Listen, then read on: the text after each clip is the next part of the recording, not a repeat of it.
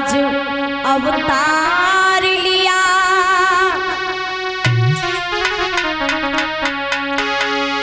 कि सूर्यराज के ही सम्मुख जाकर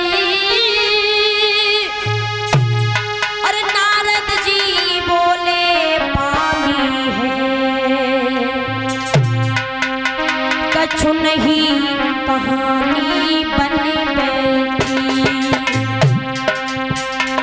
कछु नहीं कहानी बन बैठी। ना इंद्र आपने जानी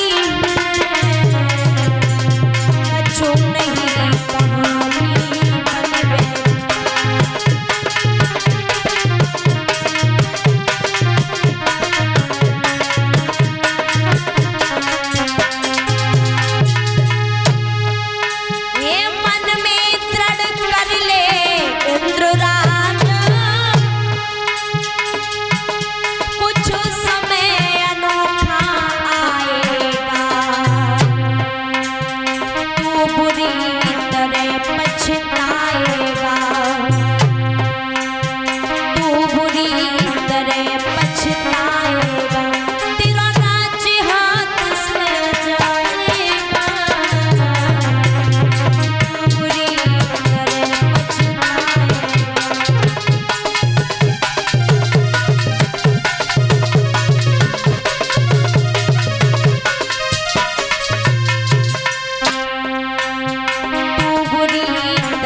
पछताएगा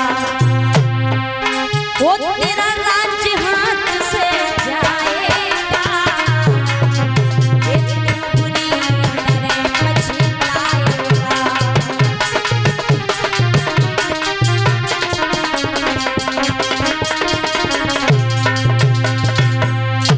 जैसे ही नारद भगवान ने सूर्यराज से इतने शब्दों को कहा है, जवाब दिया है नारद भगवान आग लगाने में तो बहुत तेज हैं।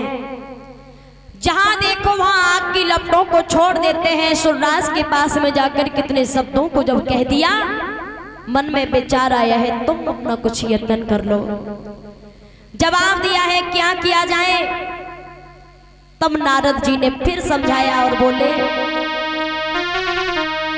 नारद मुनि ने कही यत्न में तुम्हें बताता हूँ।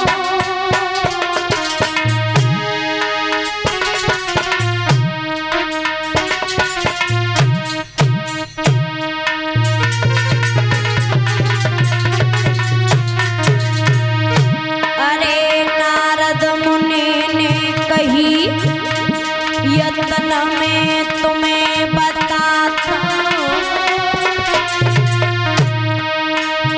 तुम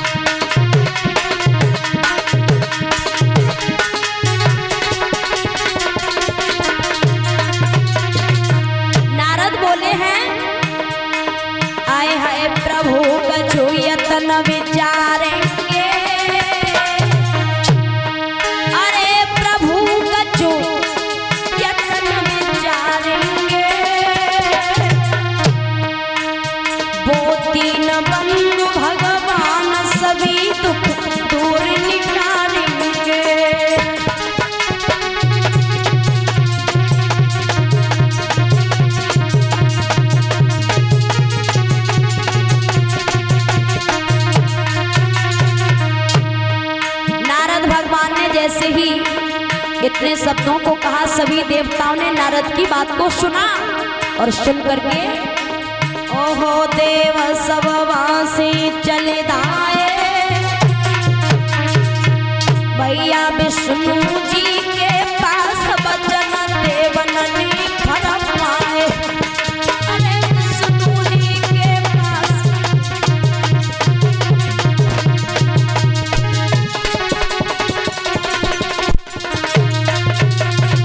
बोल गोविंद भगवान की जय। इधर सभी देवता विचार विमर्श कर देवर्षि और मान करके जवाब दिया, जो तुम कह रहे हो ये बहुत अच्छी बात है, हम अभी विष्णु भगवान के पास में जाते हैं, भगवान कुछ न कुछ युक्ति जरूर निकाल लेंगे।